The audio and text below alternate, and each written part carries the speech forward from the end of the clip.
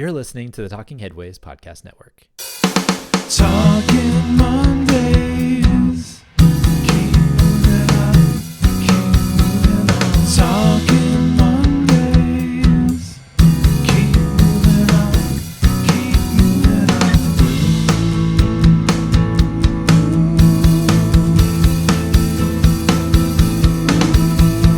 Talking Mondays. Keep moving on.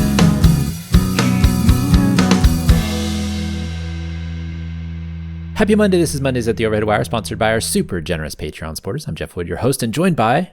Chrissy Mancini-Nichols. Hey, Chrissy. Welcome back. Jeff, thanks for having me. Thanks for coming back. I want to know how you're feeling because I feel like I told folks you were coming on a couple weeks, and I know that there was something that happened Oh, in between. yeah. I got COVID for the first time. Oh, my gosh. Oh, my gosh. Yeah. And it was rough, right? Like, it wasn't just like this. No, I didn't have this whole, it's not, it's a cold. I did not experience that, but Yeah. I don't know. I got it I went to a bunch of concerts in 1 week at the Fillmore. Who'd you see? Place. I hope it was My worth Morning it. Jacket. Well, I went to Morning Bottle Jacket's Rock good. and they were playing. It's like, our favorite band. So they played at Bottle Rock and then they played 4 shows at the Fillmore and I went to 3 of them. Whoa. Yeah, so should have skipped the last one. Shouldn't have taken it to the third. It was definitely that third one, huh? Not It was the the second. third one, yeah. Yeah. Oh, But man.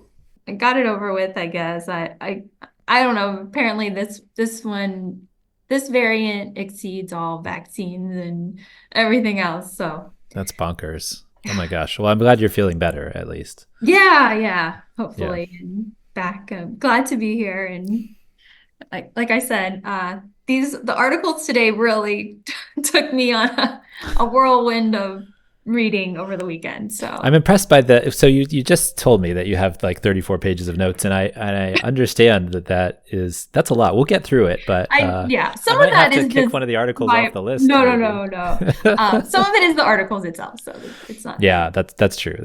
Yeah, I took some good notes too, and there's a lot of stuff that I had seen before, especially on that cool corridors thing that I might be pulling in as well. So, but yeah, and then also, I guess we shouldn't gloss over the elephant in the room, which is yesterday was like a seismic charge of announcement from President Biden stepping down and basically not yet Kamala Harris taking over, but when we get to the convention, it seems like that will be in the bag for her. I don't know where were you when you found this out? I'm interested to hear like those kind of stories. I was at the farmer's market, and it's funny because my friend had texted me that morning and said, "What do you think? When do you think it's gonna happen? Is like Biden gonna drop out today?" And I was like, I don't know. And I was at the farmers market, and I had all my bags of goods, and I just happened to look at my phone and like raced home to check the news. Which news source told me first? This was really fascinating to me. No, this will be interesting. The Guardian in the UK. Which is really interesting because the first thing that popped on my phone actually is from The Guardian, and I was like, I really like. I like The Guardian. It's like me too. I've read. I post articles from them all the time about cities, and they do a really good job about international stories about, and they do a lot of stuff in the U.S. too. But I was just like, really, this is the one I'm getting first is from a UK source. That's fascinating. They just upended their whole system, so yeah, exactly. The labor really just destroyed everybody else, which was really insane. But we don't have too much information about a party. We kind of know about how the Democrats feel about transportation policy and that type of thing. But we'll probably talk about this in the future, I'm guessing, before it gets to the election. And I'm still thinking about doing like another YouTube show on election night because I just don't want to watch returns. So we'll see if we can make that happen as well. That'd be super fun. That was like really crazy and fun. It was super fun, right? We had so many great guests and so many people that were doing Robin Hutchison went on to be in the administration, and other folks doing really cool stuff. I mean, Sam moved to Caltrain, and we had a lot of great folks on the show that night. Hours and hours of pure just entertainment and knowledge and just nerding out. And then we didn't have to pay attention to like every second of what they were talking about on TV, which made me feel better. I think it was part of the thing. We were stressed out. Well, so thanks to everybody who's ordered your bus and bike scarves. If you'd like to order one, go to theoverheadwire@gmail.com and send me an email. And we can get you a discount, or you can go to theoverheadwire.com and get one. Also, if you want to support the show, you can do so by going to patreon.com/theoverheadwire and doing that. You can buy books off our bookshop site. Folks have been really enjoying Anna Zivarts' book, When Driving is Not an Option, and Jarrett Walker's Update to Human Transit. So folks have been ordering that off the bookshop shelf as well. Anna's is a great book. Jarrett's obviously a great book as well. But if you get a chance, definitely get either of those. Anna's is really, really cool and hopefully gives people a different perspective on disability and thinking about transportation policy. And if you want to support the show, you can just buy actually any book you want. Just go to the bookshop and if you're on our page, you buy a book and we get some of the proceeds from that too, just for being on our bookshop shop site. So do that if you get a chance to. Also, bit.ly/cars or cholesterol if you want to order one of our t-shirts, cars or cholesterol t-shirt, or whatever merch you want. They have bookmarks, they have stickers, they have mugs and things like that. So if you like that logo, go check it out. And thanks everybody for listening. Basically, if you listen to this, you'll probably get some ads at the beginning and ads at the end, and that really helps us out. And just listening to the show itself really gives us a boost as well. So really appreciate that. So this is episode 156. We're live and in session. And of course, if you want to listen to this podcast every week, you can do so by getting it wherever you get your podcasts: iHeartRadio, Spotify, Overcast, Pocket Cast, Apple Podcasts, everywhere else. We're on YouTube as well as a podcast only. You can find us pretty much everywhere. And if you get a chance, leave us a review on iTunes. It really helps us with the algorithm. Before we get to the news, one thing I wanted to mention when you were talking about ADA and transportation is the new PROWAG, the ADA on-street requirements. Oh, did those just come out? Well, the Access Board had released them and waiting on DOT to approve them and provide more guidance. So DOT just did that, and now there's a 60-day comment period. So you can go to the Access Board website to see them and comment if you want to do that. If you feel so inclined, which you should. That's really important. And those rules will basically, it basically determines accessibility standards and things for on-street. For on-street around the country, yeah. So I'll put a link in the show notes for that, and people can go and comment. Is it at the Federal Register? Is it released through the? Yeah, and it's just accessboard.org. We can find it after the show. Yeah. I'll put it in. I'll put it in the notes. Google Access Board, you'll find it. It's on the front page. Definitely. So here's some of the news items that were popular in the Overhead Wire Daily, our daily newsletter. If you want to subscribe, you can go to theoverheadwire.com and get a 2-week free trial. We go through about 1,500 news items every day, and we pull out the ones we think are the best. And at the end of the week, we think about the ones we like that people clicked on the most and talk about them on the show. So let's start with Oakland, shall we? Oakland expands Universal Basic Mobility Pilot. After the success of an initial Universal Mobility Pilot in East Oakland in 2021, the program is being extended to 1,000 residents in West Oakland who make less than $103,000 a year, the area's median income.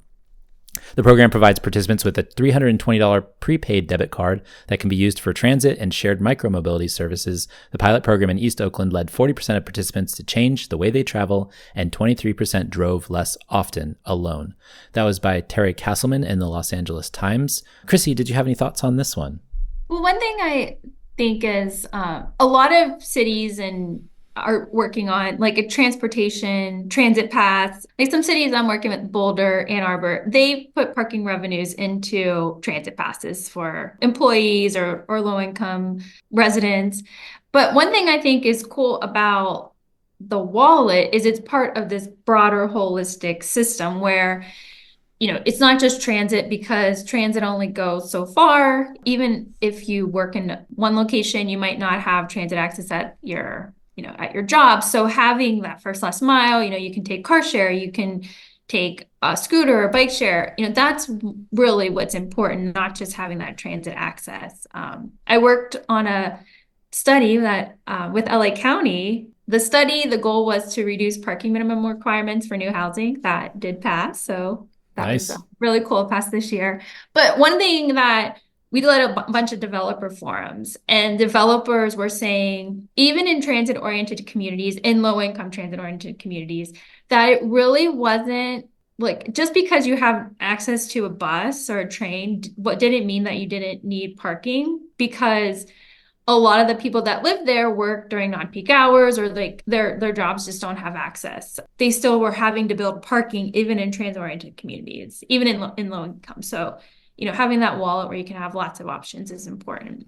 Yeah, and like you said, they allow you to take a lot of different modes: BART, AC Transit, Bay Wheels, bike share, Lime, e-scooters, Amtrak, other forms of public transportation. There's a whole plethora of different options you can take. The project's going to cost about $400,000, which is like kind of a drop in the bucket for testing some of these things out. And then also, it's kind of similar to, like you were mentioning, LA. They did a pilot program as well in 2022 and offered $150 in credits for that mobility wallet too. So I feel like this is starting to kind of take off and be discussed in the way that, today there was a big universal basic income study that came out. And so I feel like universal basic mobility should be kind of elevated to that status, thinking about, how we can give people more benefits to live their lives the way they want to live. Oh yeah. Because this is really, when you think about like free transit passes, we discussed this a lot, but low-income people have access to free transit passes, students, seniors, and it does, like, even some of the rural transit agencies I'm working in, when you give students free passes or a mobility wallet, those are the most ridden transit lines. So like there's a real cost barrier. Like people think, oh, Muni's only $250 a ride, or BART gets pretty expensive. If you have to take all these different transit systems, it gets really expensive. I was working on a transportation needs analysis, and people that are making well below the poverty line are spending like $300, $400, $500 a month on transportation. That's just not like sustainable. So I think that this is not only providing lots of options, but reducing a cost barrier, because these are mostly commute trips is what they're finding. So, let people get to their jobs. Yeah. And as you mentioned, like the cost of it all, like when we had Scott Bernstein on a couple of times to talk about funding for transportation and transportation policy more generally, like one of the things that he mentioned that I keep coming back to was that, like, if you give people access to transportation that they don't have to spend their own money on, then that's more money that they have in their pockets to spend on other things that are really important. And so if you make them spend money on that, they're actually spending money, but they also have to make money and pay taxes on that money to spend that money as well. So a dollar, saved is a dollar earned is one of those adages that we hear, throughout our lives. But I think in this instance, it makes a lot of sense, because if you're giving people access to transportation and they're going to use it every day to get to their jobs, then they actually can make more at their jobs and then have more money to spend on other goods and services that they might be needing, like medical care or whatever else. So there's a really important kind of public benefit to that as well. It's circular. Oh yeah. Yeah. Like students, some of the students that I meet with and talk to could not get to the community college without the free transit pass, or, so I think that's a really important way to think about it. And one thing that in the LA pilot they found is having access to education around like riding an e-bike, driving an EV car. I was working on a study with Seattle on e-cargo bike delivery. We did lots of outreach with other cities, and, having the bikes, going out to communities and bringing the bikes and just showing people how to ride them. Well, a lot of agencies show people just how to put a bike on a bus. I get nervous. I don't like about putting my bike on the bus, but just all that education and training is important too. And that's, I think, a lot of these pilots all incorporate those aspects. And I was also interested too. Basically 40% of the participants changed the way they traveled. The kind of the results of this from an emissions reduction standpoint is really important too. And then also a mode shift perspective too. And I think that's one of the main goals, is to create access for people so they can get to where they want to go, but not make them drive everywhere. And so, something we talk about on the show a lot is this accessibility issue, where folks, need alternatives. And so if you give people an alternative, it seems like they'll take it. Oh, yeah. And then 23% drove less. And there was a stat that showed the number of people that could not take the travel option they wanted. And this program allowed them to do that. Or in the LA pilot, they could not afford the transportation option they wanted to use, which was probably the easiest and most convenient. And that was over half of the participants said, they could not use their preferred mode. So, they're either paying a lot then for their transportation, or they're taking a really long time to get to where they need to go. So and that's all driving up VMT and emissions. And Yeah. And there's another thing that's interesting too, and we're thinking about Anna Zevartz's book as well. And today there's an article in the Telegraph talking about how Germany is actually offering incentives for people to get rid of their cars. They say, if you give us your driver's license, we'll give you free passes for mobility. And for older residents so basically, if you're stuck in an area where you can't go anywhere without driving, then you'll need an option as well. And so there's that kind of thing too, is where we can get people out of cars that might not even want to drive them, right? Yeah. So huge. Okay, next up, creating cool corridors. In the heat of the summer, cities tend to be hotter in urbanized areas because of the urban heat island effect. To counter this, cities like Stuttgart, Germany, have created cooled air corridors to pull air from the countryside into the city using green strips, railway lines, and wide tree-lined streets. Cold air stays low to the ground, so it's important to have spaces without buildings to allow unfettered airflow. This was by Gero Ruder in Deutsche Welle.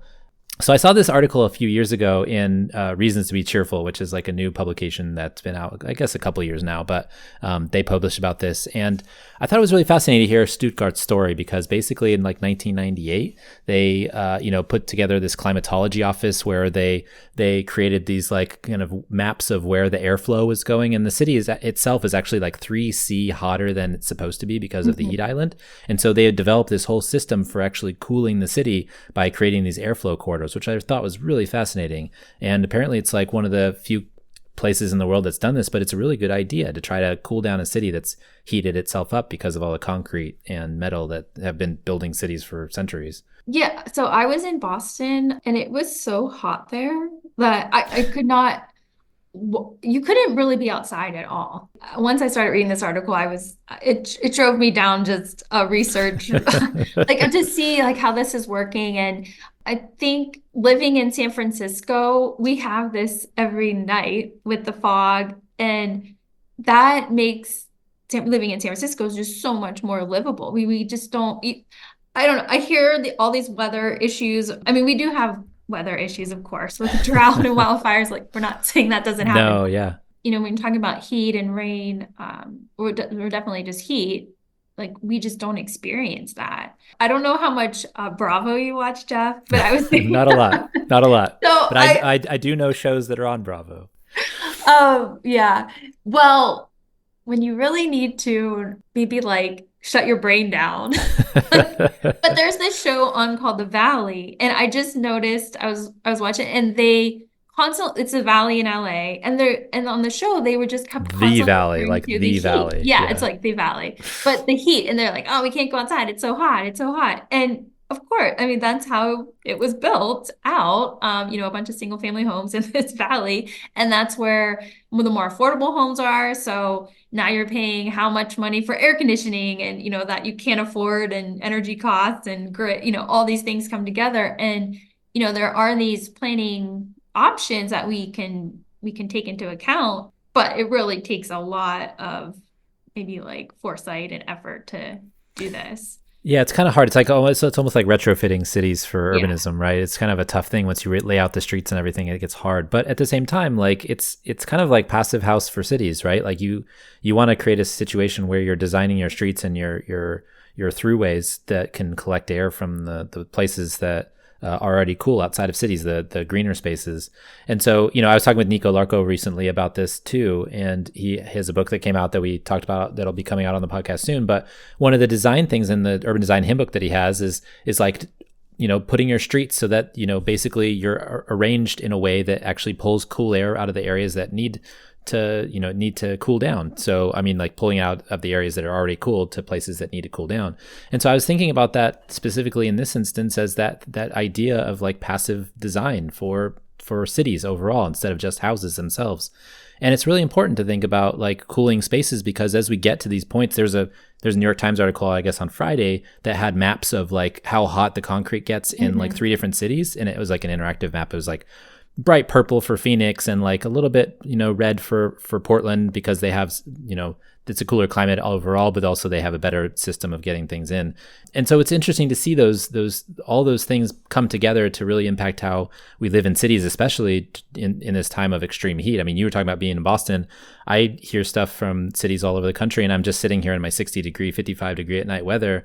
And, that's one of the things that makes San Francisco great. Yeah. But it's You hear the also, foghorns every night. but growing up in Texas and having to run at midnight because it was too hot, I definitely know how that feels to be just like overheated all the time. And it's the worst. And if we could figure out better ways to like cool ourselves down, that would be tremendous. Yeah, I mean, that's what causes wars. It really does. But one thing I thought was interesting, though, just talking about like available land and why we need to think differently overall, is in Stuttgart, they were talking how it's like an expensive city to live in, cost of housing is expensive there. And they've had to plan around these corridors and deny some permits. And, that just goes to show that you just can't have a bunch of single family homes out in the sunset. You need where it's cooler, where you can have the channels to get cooler air into the Mission or wherever. But it just makes all the discussion around housing and, where we should be building even more important. And also just the discussion about suburban housing too, or sprawl for that matter. I mean, we need those places to stay cool so that they can actually, interact with the hotter places during the daytime if that's how we're going to operate. You just saw today that, California Forever decided to stop their ballot measure and do a community benefits agreement with the county. And I think that they would do well to learn from these instances like Stuttgart, which are thinking about these long term instead of just they're talking about 20 dwelling units an acre, which is not even that dense for what it needs to be transit oriented and walkable. But, all these other ecological issues too. I mean, that area, that space is green and it's cooler, right? It's going to be cooler. So if you plop a city down on there with all that concrete, it's going to heat up. And so you have to account for that, especially in the Central Valley where basically they are, and it's really hot. I mean, I was just out there in that area this weekend visiting my aunt, and it was hot. It was 102, and that doesn't feel good. Yeah, at all. no, I was in Fresno a couple weeks ago. It was, I think, 108. I mean, we can't even have meetings after 10 a.m. I mean, it's just not outside. No, we have to. Well, even people getting to meetings. Oh yeah, well that's true. It's just even walking a few blocks there, it's yeah, it's hot. It's hot. I can't even stress that enough, right? Yeah. Oh my gosh. But the other interesting thing is I'll post the Reasons to Be Cheerful article too, but there's these wind maps that they developed too that are really, really cool, that have show you where these channels are and where they go. And I just think it's something that, when we learn these little things about cities that are doing this really innovative stuff like Stuttgart did, I just really love the thought and the care that goes into, sharing it with everybody else. I just think it's so cool. Well, Portland maps, has mapped the city by temperature. So, I think there's some efforts, and Portland's really focused on zero emissions and things like that. But that just goes to good governance, people in government that really care. And thinking about the connectivity between everything. I mean, it's not just, we silo things so often, and what we talk about on this show and you and I talk about, I mean, it's just, we talk about this type of subject because it's not just the pins and needles about specific transportation policy. It's actually, urban policy generally that makes it, all go around. Next up, Japan is considering an underground freight system. Japan, facing a booming e-commerce sector and a shortage of workers as the country ages, is considering an underground freight transportation system between Tokyo and Osaka that would be roughly 310 miles long. The system will be designed to take 25,000 trucks off the road daily. The idea is part of a trend that is happening in many countries as places try to make logistics more efficient to reduce emissions, address labor shortages, and reduce traffic congestion. This was by Jesus Diaz in Fast Company. Yeah, so this is wild because I just go to the Hyperloop idea and all that stuff, but I think it's a little bit different, right? I feel better about Japan doing it than I do the Boring Company or whoever else. Well, and it's for a specific it's not to transport people. No. I mean, I was telling my husband about this, and he was like, well, escalators are always broken. What are you Yeah, I think first when I looked at the price tag, I thought, could we do this in the US for this price? It was $26 billion to tunnel 300 miles. Yeah. right? Okay. So that was one. But Japan, like they don't have any drivers. I mean, that's what the problem they're solving. And we have a shortage of freight trucking, in trucking, we have a shortage, but it's not like Japan. I mean, they don't let people immigrate in. They're not going to get more drivers. So Yeah. that's solving. And like delivery, this is one of the major issues I'm working on around curb management. Every city has a problem with with delivery and figuring out how do we get people their Amazon packages and their food delivery. But this is going to solve one piece of the delivery systems because they're like port to warehouse. So this is getting the packages from the port to a warehouses along from Tokyo to Osaka. But then there's like warehouse to retailer or like a hub. Then there's the last mile to residence business. And then there's business to business. And those are the categories and they all have users within those categories, like the Speedy company in Minneapolis or DoorDash, grocery store, UPS. Like there's so many categories within those systems that those are the more challenging aspects to solve. It's like first mile, last mile, right? Like basically. Yeah.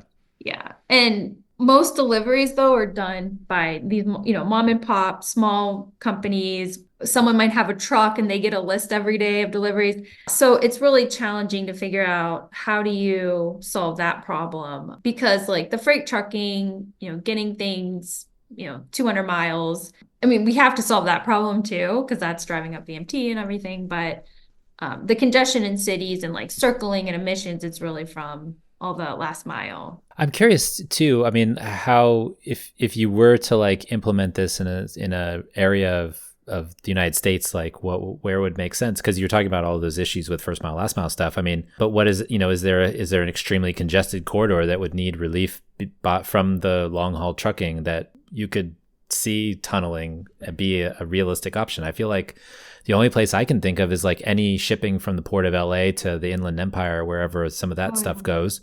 But other than that, I can't really think of anything else that might need that kind of attention. Well, State Route 99, I'm just thinking of like a project I'm working on right now. So I'm working on a project on State Route 99 in Central Valley to look at bus rapid transit or other transit options. But what we're finding is there's so much congestion with freight because that's like the major agricultural route. Yeah. And it's such a regional issue that we can't really solve the congestion issue with commuter bus rapid transit, like commuter transit, because there's just so much freight activity. And yeah, I mean, you can't add another lane. So, do you go to managed lanes? But that's really not going to solve because the goods have to get to market somehow. I mean, Chicago's a big hub and most of that's coming in by rail. I mean, there's still trucking that brings goods into Chicago that goes out across the Midwest, but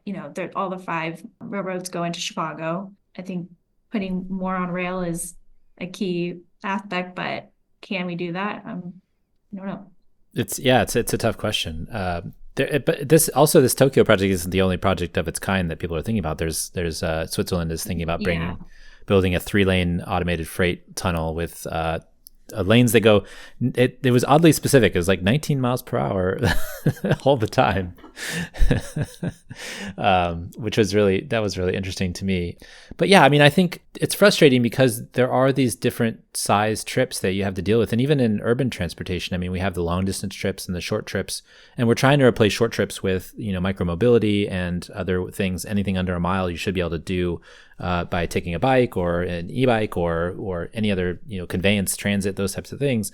But then you have those longer trips, and it's almost like the problem that we're having with EVs and people having like range anxiety too, where they're like, well, we go on these short trips all the time. We take our car and then, we want to have, a gas vehicle because every once in a while we go to Bottle Rock or we go to, somewhere else, go to Yosemite or something. So this is the one, the 1, 2, 3 trips a year that we do that. We're going to have to keep this vehicle rather than doing the other one. So there's this I feel like in freight, there's probably also this trade-off in some instances where it might be interesting to see like how many trips are generated from the port of LA and where do they go, and what would it mean to like, have those long haul freight trips switched over and those types of things. So, and what, how can we reduce emissions? Because ultimately the goal is to like reduce climate change emissions, right? So, if we put that as our top level like goal, like how can we do the little things that could make that happen? And I don't, maybe Tokyo and to Osaka is the way to go for them, but maybe it's not the way to go for us. And it's just an interesting side story.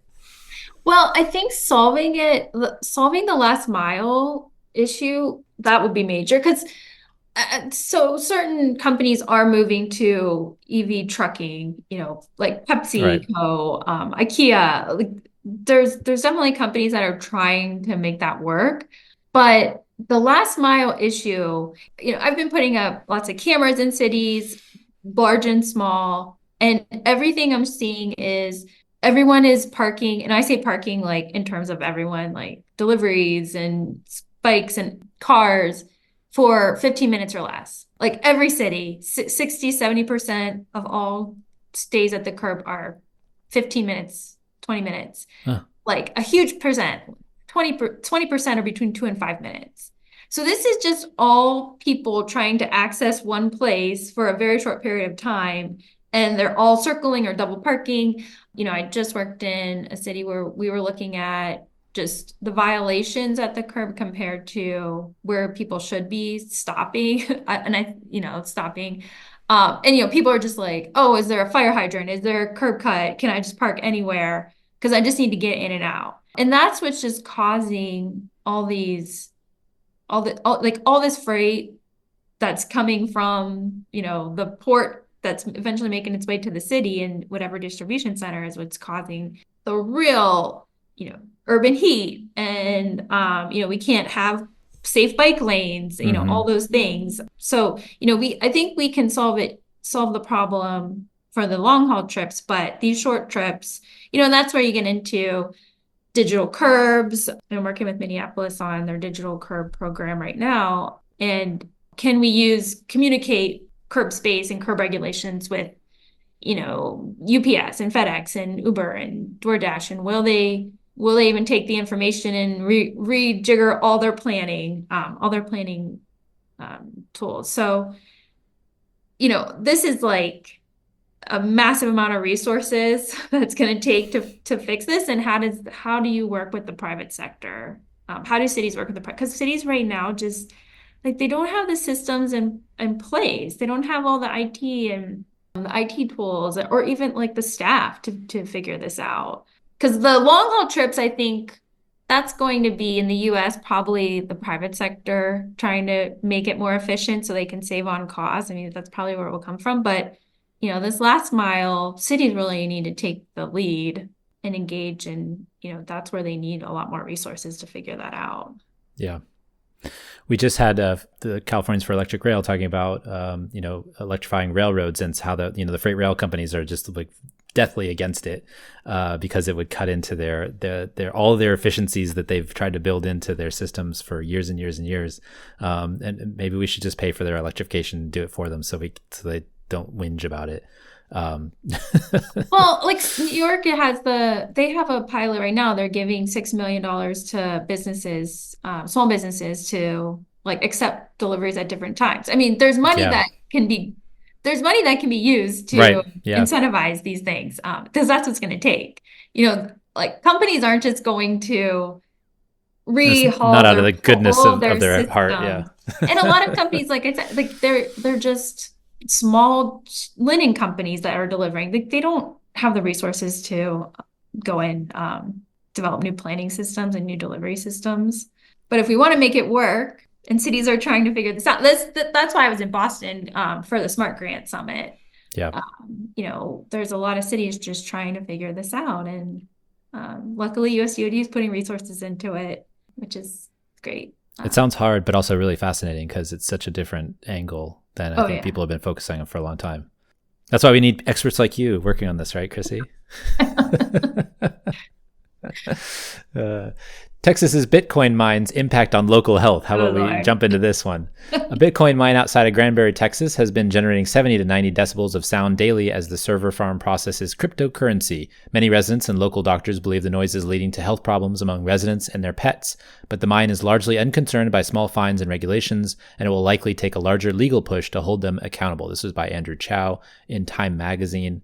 I feel like this hit me a little bit harder just because, not that there's like noise pollution or anything, but I feel like people want to live in a place that's like calm and doesn't raise their hackles. And we know that like noise pollution in cities is already a problem for children's learning. We already know that it's a problem for people trying to get a good night's sleep, those types of things. And so this just sounds horrific.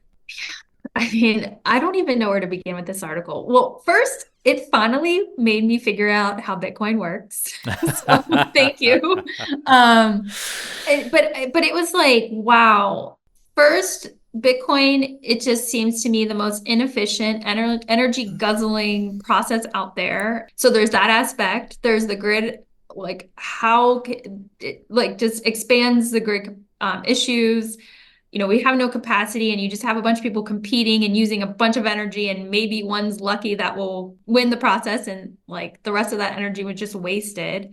It's going like it connects to AI because, you know, AI is just going to drive up a lot of the Bitcoin people are not figuring out how can they transfer to AI, but they're also holding energy companies ransom. Yeah. Because they know they take so much power that during peak times, Texas, they're paying like $30 million to one Bitcoin company to not produce, to not manufacture or mine, you know, at a certain time. But then, yeah, I mean, this community aspect and just thinking about like, you know, we had federal noise mandates that, you know, but those aren't enforced, and now it's up to states, and it gets into, well, you know, if it's up to states and states' rights, and, you know, now where you live matters even more. And, you know, you talk about Texas wants a Bitcoin Bill of Rights, and Texas, I mean, China has eliminated Bitcoin mining. That's all we need to say.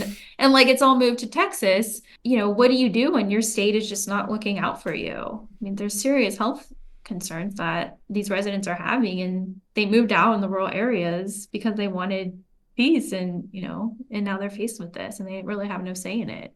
Yeah, I mean, I was going to make the exact same points you just made, so I appreciate you making them for me. But I mean, I'm serious about that because I feel like I just don't understand why we need to waste so much water and clean water and energy on something that is just like, we already have currency. We already have a way to like, and I know that, I mean, this is the thing is like, people don't like being tracked. They don't like people watching their things, but you know, tough. That's how society like works. We're capitalists. Like, so, you know, if the IRS is knows, you know, we could actually, they don't even need to actually have us, you know, put in our taxes each year because they already know through the banking system. And I guess people, the libertarians and such, don't like that. But, you know, I just don't understand why we need this whole thing to, you know, create the noise or create the energy shortages or create the water shortages. Those, like, all these precious resources we're using could be used for other things. And now AI, I mean, that is all, it's in the same vein in that it's just so much computing resources. You could probably figure out a way to like, you know, reduce that to a certain extent. But some of this stuff is like really fantastical and also wasteful. It just feels like we're going down that path, and the result is these issues where people are, you know, getting 90 decibels of sound in their ears all day, every day, and it's impacting their health. I mean, I noted in here that, you know, that there was a part of the article is like talking about the European Environmental Agency saying that anything above 55 decibels makes us sick. It's like creates cardiovascular issues. They have all these other things. The pets have been in seizures. Pets are losing their dogs are losing their hair. Yeah. I mean, studies have shown that man-made noise pollution harms animals and wildlife, causing oxidative stress, memory loss in rodents, acute anxiety in dogs, and decreases in forest growth. I mean, that's all I need to hear. But yeah, and so there's been some residents who have been going around taking sound measurements of the plant, noting that, like, you know, there's been 35 measurements over 90 decibels. But if they only have to pay a $500 fine, it doesn't mean that they're going to do it because if they're making $30 million from or so from the state to not power up during extreme weather events, then they don't care about a $500 fine. Yeah, I mean, I think your point about I don't understand why we need Bitcoin, unless I get the whole libertarian, you don't want the government watching you. Criminals, I mean, it's like drug trafficking. I mean, who is really using Ransomware? Yeah, exactly. I think we're as a society wasting energy that we need for all those electric vehicles that we have. Like we want to Yeah. get into And that. creating emissions, right? I mean, this can't Yeah. be clean. And it's like the craziness of the inefficiency that even if you expend all this energy, you might not win. You might not win the process. So, you go back to stage one, because you weren't there first to process the transaction. Yeah, I don't understand. I don't understand it. And it seems like a lot of people that really are into Bitcoin should also care about the climate. If, like I'm thinking about, I don't know, maybe not. I don't have friends that really trade in Bitcoin. So I I don't imagine really, there are some that do, and I've seen places where they talk about, we need to make Bitcoin more sustainable by using, creating our own alternative energy sources or yeah. And that's the building our own whole, solar mines or solar, yeah. panels and doing that type of stuff. But as a whole, it doesn't seem like the people who are working on this care so much about it. It's all about mining Yeah. Bitcoin and trying to win, like you said. But there's this argument that now that Bitcoin is in the US, because China outlawed Bitcoin, in the US, it's using more renewable sources, sure. But there's still like the value of the profits are going down essentially. So they're like Bitcoin miners are trying to diversify their funds, and that's why like the Texas Energy Grid operator are caught. I mean, they're getting basically paid not to mine. But they should be mining anyway. Yeah, like they shouldn't be doing it. I just don't understand the point. Like, why can't we regulate this more? And that gets down to the states' rights, and states aren't, they're going to states that are, that are favorable to them. friendly to their situation. Yeah. But, I did see this comment by Texas Lieutenant Governor Dan Patrick that said My Texans least will favorite Dan ultimately pay Patrick. the price for the growth of crypto, because it will produce very few jobs compared to the incredible demands they place on our grid. Yeah, I mean, it's not like a job creator. It's extraction. It's an extraction industry, Yeah. and there's a bunch of those industries out there, and they are going to disappear eventually. And I think we know which ones those are. But it's another way to just kind of extract something out of nothing and game the system that's been set up. Yeah. So what do you do if you live I mean, nowhere? if you live near one of these places that's Yeah, generating you're so much noise, you don't have any recourse at the moment, especially in Texas, apparently. So your best bet is just to move. I mean, there was that family that went and lived in a hotel downtown Mhm. Granbury and got some relief, but then they got sick when they came back, and so Yeah, but it's like, well, you can't just afford, most people can't just afford to, move. And the other thing I was thinking, like, okay, so the energy company is paying the Bitcoin miners not to mine, but that's just now increasing the cost of energy, because they're paying all these people not to use the grid. I mean, it just makes no sense to me. yeah. Well, ERCOT needs. Oh gosh, yeah. They've got some problems. There was Yeah. an article actually yesterday in Slate talking about how all the Ford F-150 owners were powering their houses for several days after Hurricane Beryl, which is a direct result of all this madness too. I mean, hurricanes are going to get trees knocked down on power lines, and so you can bury so many, but it's something that's coming with climate change, and there's an environmental justice issue with all of this stuff, the hurricanes as well as climate change, sea level rise, et cetera, but also apparently Bitcoin mining. We have to have a discussion about that too. So, Well, I'll do a plug for a study I just released. You can get it on ruraltransit.org. It's the transit microgrid.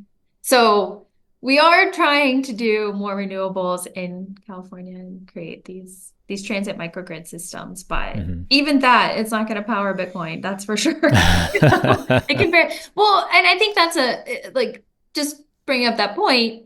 I'm working with transit agencies that can't plug in their $1 million EV buses because the grid can't, like, there's no grid capacity at their maintenance facility. So, and these are also in rural areas where Bitcoin can, is like going. There's definitely not capacity in the rural area. So we think about like, what is the system we're creating as a country around transportation that's relying on the grid? And then, you just have all these externalities that we don't need. Yeah. How are we going to deal with it all? We're not. It doesn't seem like we're right now. I hope we get there because it's necessary. All right. A new report released to Congress from USDOT suggests that 3 different decarbonization strategies for reducing emissions from transportation. They include reducing distance traveled for people and freight, increasing energy efficient travel modes, and transitioning transportation to zero emissions vehicles and fuels. This was by Dan Zukowski and Smart Cities Dive. They had like a little conference a couple Fridays ago, I think, and released this. But basically, in the U.S., 33% of emissions are from transportation, and 70% of those are from cars and trucks driving around on the streets. And so we need to figure out ways to reduce those emissions if we're going to nip climate change in the bud, which is the basic, I guess, idea behind all this. Yeah. I mean, I think I appreciate that USDOT is trying to put this onto paper. I think there's a lot of smart people there that they've obviously, like, a lot of the competitive grants are focused on emissions reduction. I think that's great. And they laid out this blueprint of strategies, but still the vast majority of funding is going to roads and highways. And how do you figure that? So I was just reading through this on page 8 of the blueprint. It talks about how even with all of the increase in electric vehicles, vehicle miles traveled is the only factor that's actually going to reduce emissions. And, it says that transportation GHG's emissions will increase until 2050 because there's going to be an increase in VMTs. And they said unless states really start transferring their highway dollars and road dollars into transit and active transportation, like, we're not going to see any change in VMTs. And that's going to be, an increase in emissions, regardless of how much money we put into this. Yeah. As like, there's been reports in Rocky Mountain Institute and other ones that have been saying the same thing. And so I feel like we're starting to hit kind of that note with a bunch of advocates and everybody else trying to go in that direction. Although I know that state DOTs aren't about that. And there's a lawsuit right now trying to push back on the USDOT related to that, specifically the memorandum that went around, the rulemaking, et cetera, that went around talking about trying to figure out how to get DOTs to reduce emissions. But some of these steps are the ones we should be taking. I mean, better land use planning, investments in transit and shifting freight, establishing a network of EV charging stations. I do wish, there was more kind of collaboration between multiple sectors or agencies, even like, the USDOT HUD collection, because I feel like you could have a couple of slivers of parcels from that DOT's own that can do TOD, and you can give a couple $1 million of funding, but it pales in the amount to the amount of funding that roads are getting, especially through the infrastructure bill. And we've seen this from Smart Growth America and others that are just saying like, hey, it's great, we got a whole bunch of money again, but it's all still going to state DOTs and they have discretion and they can just decide to build roads. And so that $6 million TOD grant fund that we have just doesn't really move the needle that much when it comes to everything, especially if you're spending billions and billions of dollars on roads. And so I'd like to see kind of more of a concerted effort to make these land use changes. And I think we're going to start to see that, if we continue to have this discussion about the housing market and continue to have this discussion about, housing prices and things like that, you're going to have to make those connections, because otherwise, we're kind of, we're doing one thing here and one thing there, and it's not really mixing. Yeah. And I'm so glad you brought that up, Jeff. Since California has these, new housing requirements at the state level, I mean, cities are really making changes. And just this year, I've worked on cities in LA, like LA County, reduced parking requirements. Even little Fort Bragg, California, we reduced parking requirements. I have a few like can't talk about it yet, but few cities where they're very like affluent suburban places that need to reduce parking requirements because they cannot get meet their housing mandates if they have the existing parking requirements. So you see how state policy can, it is affecting at the local level. And, I think a lot of the strategies in the decarbonization plan, parking demand management, pricing, I mean, those are probably the biggest things we could do to lower VMTs and GHGs. So cities just need to start like being more like going more forceful on those. But I am seeing that, I'm seeing more cities that want to implement paid parking, that want to really look at paid parking rates, parking policies, freight. I mean, we talked about freight. That's like the big, probably the biggest driver of VMTs and emissions. And how much freight can we move on to e-cargo bikes? Like we can, there's a pretty large increment that can be moved onto e-cargo bikes, and Seattle's doing that. I think USDOT funding these pilots is great, but we have to figure out how do you scale them? Because just giving a city, $10 million to run a pilot, that's not going to be scalable across the country. So how do you scale it up? I see a bunch of things like congestion pricing on here. I wonder if they were very upset about what happened in New York. Yeah, I mean, it doesn't make any sense. I mean, I could go to a diner too and ask people if they want to not have to pay congestion pricing cost. That's where you go. That's apparently so. Diners are where it's at. So yeah, there's a lot of suggestions here, but I think you're right about prioritizing and making sure that we have the ones that we're focused on.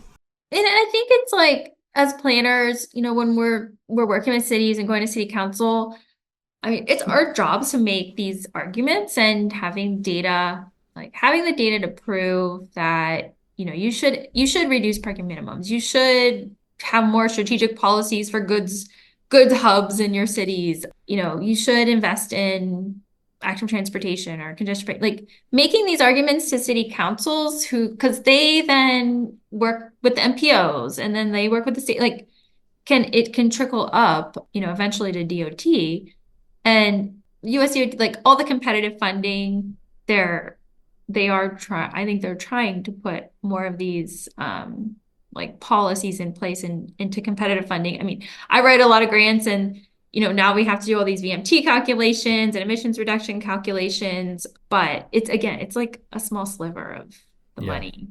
So I know Pete's trying. I know they're trying. It's just hard to break through some of that political stuff. Yeah, and I was thinking too, how does Chevron work with this? The Chevron case how does that? I don't know, because Congress is not going to get into the weeds on. I mean, are they going to allow administrations to administer? It's a good question. What Chrissy's talking about is the Supreme Court case that was just passed, basically nullifying the Chevron doctrine, which basically says that government agencies have the expertise to be able to decide some of the little details that Congress didn't put into legislation. And so the Supreme Court said basically no, if Congress doesn't put it in, then we have to adjudicate whether it meets the law, the word of the law. And so I think I mentioned this on the Monday show last week or the week before, 2 weeks ago, but the Supreme Court designated themselves experts on things when they can't even get the internet tubes and the nitrous oxide gas right. It's really frustrating to see because there are civil servants that are the experts. And I know that there's a lot of policy stuff from administrations that's passed through rulemaking, put into the hands of DOTs that don't like it.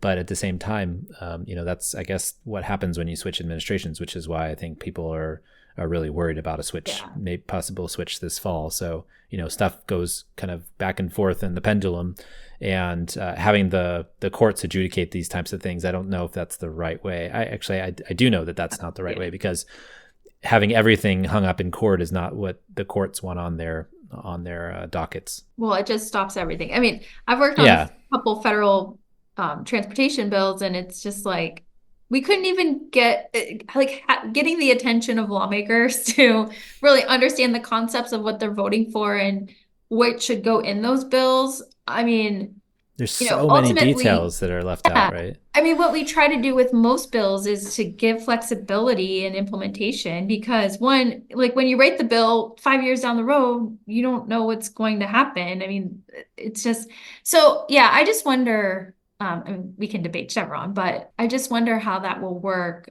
as an administration is trying to have a blueprint like this one. Yeah. Or reduce emissions through the EPA or whatever it may Exactly. be, right? Like it's just like things change. I mean, 20 years ago, we weren't Fuel really talking that much efficiency. about carbon emissions, right? I mean, we're talking about it, but it wasn't like something that could be legislated. So yeah, I agree with you. It's just, they do need more flexibility than the courts are currently giving them, but that's kind of what they want. They want take away power from the agencies and put it in the hands of the courts or Yeah. the legislators. I've been writing into some reports, planning documents that a lot of you need to accept that planners use their professional judgment and and I've just been spelling that out because I think it just like goes yeah, I mean you hire a planner to plan and they are experts. It's interesting you say that too, because it goes both ways. Because we just had Wes Marshall on to talk about killed by a traffic engineer, right? And so they use Oh well, their okay, Jeff. I don't want to say anything about the traffic engineers. So bad. But yeah, yeah. But I they're know not the it's planners. I mean that they butt heads. I know. Yeah. I thought that was a point to make. So it's interesting to think about like who we should give the flexibility to, right? And I think Yeah. that's what they're trying to avoid is giving flexibility to a civil service that leans mostly one direction, I imagine. Well, that's where many studies, I'd say, if I'm working for the planning department, it's like once you take it to Public Works, well, not just I mean, I shouldn't say Public Works, but the city engineer, definitely can cause some tensions, I Yeah. would say. Yeah. But yeah, it's because you're just coming at it from two different ways. But that's why you want to give the flexibility in the ordinances, in the legislation. And the bill, I mean, flexibility Yeah. to spend money, on things other than the roads, right? Like that's one of the benefits of a lot of the bills that have come out in the since 1990 was that they gave gave MPOs more flexibility and states more flexibility to use their funding, whether that's CMAQ funding for congestion mitigation, air quality, and those types of things. You can spend it on transit instead of just being hamstrung to roads. And I think that that's benefited, but it's not enough because there's still a lot more engineers out there that will focus on roads only. So it's interesting to say the least. All right, this week and every week, I want to thank our generous Patreon supporters. You guys are awesome and keep the show going by listening and supporting each month. This show and Talking Headways really wouldn't be here without it, so thank you very much. You can support the show by going to patreon.com/theoverheadwire. We've had people sign up every month over the last few years, and so we really appreciate that. $2 a month will get you some stickers and a handwritten note. $10 a month will get you one of our transportation scarves. We don't have any questions this week for listener questions and comments, so we'll head to, if you want to ask a question, go and email me at theoverheadwire@gmail.com, or you can find me on social media, which I'll share in a little bit. But next up, I guess we've got Puppies and Butterflies. This is part of the show where we talk about something fun, interesting, or maybe just didn't fit in the other sections. Chrissy, do you have any Puppies and Butterflies for this week? Well, I know we had this other article that was like really cool with the Minnesota. Yeah, sure. Yeah. Minnesota, the e-bike rebate program filled up within, I don't know, 10 seconds. It was like a Taylor Swift concert. People go to Ticketmaster. Yeah. Getting kicked off. Yeah, they had at one point 61,000 That's insane. people in the waiting room for I think they had 1,300 slots. So you got in the waiting room only, right? Like because there's only 1,000 slots for bikes, I think, or something like that, right? So the e-bike or Minnesota, they were giving $1,500 for an e-bike rebate. It opened at 11 a.m. I think within 18 minutes after the portal launched, it was closed. But I mean, even if you got into the waiting room, you probably didn't get in. It was very similar to Ticketmaster. But yeah, I mean, it just was like, wow, these programs are so popular. The fact that the e-bike program didn't make it into any federal bills is just I think it's just malpractice. It's crazy. Yeah. It's crazy it's not making it. I mean, because we have this $7,500 electric vehicle rebate, but if people are wanting a rebate of $300 just to buy an electric bike, I mean, there's so much more bang for their buck there, especially if you're reducing emissions and changing trips, and like the studies out of Denver have shown, right? So it's insane that we haven't, put something in. I mean, states have them, but maybe the feds should do it too. Yeah, I mean, it also just brings people so much joy. It's like you get to ride around in your neighborhood. You're not going to take long, I mean, maybe you will take long trips. I don't know. But, it's just fun. And I think like it's one of those things that clearly this is what the people want, and we're not getting it. And yeah, clearly people want it because they're all waiting in line. And every state seems to have this breakdown in their systems because it gets oversubscribed, right? So it's insane that we don't have this for a federal bill, or maybe it's part of the next infrastructure bill. They're already starting to think about it. It comes by every 6 years, I guess. So we're getting closer, I guess, to the 4-year period, but they're working on it, so hopefully that gets in there and not traded away. Like, I feel like that's kind of the horse trading stuff that happens. Some of that is what gets traded away as some of the popular things that maybe they don't want to spend money on. But this seems like something that would be valuable. And in Minnesota, they have a very cool climate in the winter. They have they have a very good bike community in Minnesota. In the Twin Cities. But it just goes to show, it's like not just e-bikes are popular everywhere. They are popular everywhere. Feels like it, anyways. I mean, I've seen so many of them around here. Cora, she went for her first bike ride on the back of the bike, and she was like, didn't want to get off. But then when I was coming up a hill with like 25 extra pounds, I was like, I could really use an e-bike. I know. I'd say I have such a love-hate relationship with the hills of San Francisco because I know. Yeah. Like getting to the top feels like such an accomplishment, but wow. But it's hard to get there, right? It's hard. You got to know, you just got to go down Polk, just like you got to know where the flat spots are. Yeah. I know you know where they are. The Wiggle and Polk Street and some other throughways there's around the city. Well, so for me, I mean, first off, Star Wars, I can't go without talking about Star Wars. Obviously, The Acolyte ended. Next up is Skeleton Crew. I'm really excited about that show. A bunch of kids in space and a ship, Goonies style. Let's do it. And The Acolyte was really good. I hope folks don't sleep on that show because it was really a good exploration of the dark side and the light side. So check that out. And then also the Olympics are coming up. And, every 2 years, I should say, we go through this. And I know there's people that don't like the Olympics because of what, the cities have to give up or whatever. And I know there's a lot of detractors of it, but I just love it. I think it's amazing.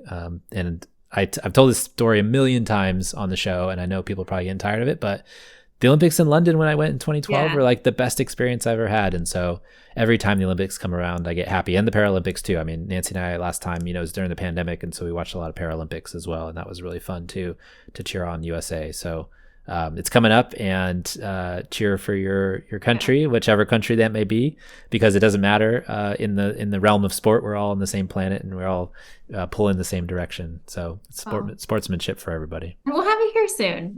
I think in LA, that's one thing. Like, what will LA? I mean, they're putting a ton of investment infrastructure. Let's see. True. I think there's a real opportunity, and there will be there. So. Yeah, I'm excited to go down there because I think we'll have to bring Cora down and check it out. I think she'll be excited about that. So super happy that the Olympics are back in Paris. It gets to showcase what it's done with car-free living and reducing emissions and cleaning up the Seine River and all the stuff that they've been doing city-wise. So Anne Hidalgo is gonna have a field day, I think. My first ever trip to Paris was like, my husband and I went, it was when they were competing for the Olympics. So I forget, this was like, I don't know, 20 years ago, but they like everywhere had like Paris loves Olympics, and finally. They finally got it. Out there. They finally got it. That's awesome. Well, Chrissy, where can folks find you online if you wish to be found? My website is mycuriouscity.com. I guess you could find me on Twitter or X, but I'm not. You've kind of disappeared from the scene a little bit. But, yeah. Not there as much. I understand. I know that there's folks out there that are saying like you should just leave Twitter, but at the moment for me, there's still a lot of good folks on there who are sharing good information, and I don't begrudge anybody who leaves and disappears, because it is a cesspool hellhole for if you're not muted on, or I have so many blocks and mutes on that like I don't see a lot of the stuff people are complaining about. So just go to the following tab. The following tab, and you'll follow your friends, and you won't get all the madness, I'm sure. Well, you can find me on Twitter at The Overhead Wire, Or there's other social sites where I appear as well. You can find me on Mastodon at The Overhead Wire at sfba.social, Instagram and Threads at The Overhead Wire, LinkedIn too if you want to find me there. Thanks for joining us on Mondays at The Overhead Wire. Thanks to our generous patrons for sponsoring this week's podcast. Thank you, Chrissy, for coming on the show. Jess. Thanks for having me on. We love having you on. And we'll see everybody else next time. Okay. Bye, everyone. Talk